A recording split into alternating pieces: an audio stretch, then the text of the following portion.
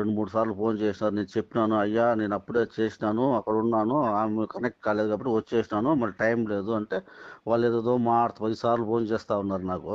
ఉమ్. మళ్ళీ మీరు రాత్రి ఫోన్ చేసినారు మళ్ళీ.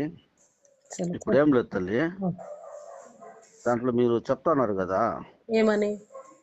అంటే కరుణా గారు ఏదో మతోన్మది, అతను రెచ్చగొడతా ఉన్నాడు మతాలని.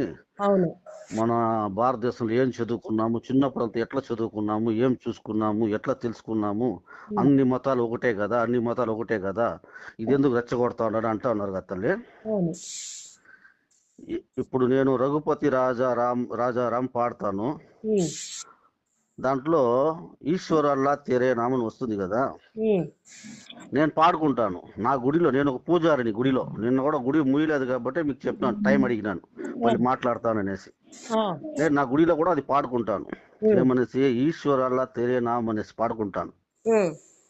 ఏ ముస్లిం అయినా కానీ, ఏ క్రిస్టియన్ అయినా కానీ అది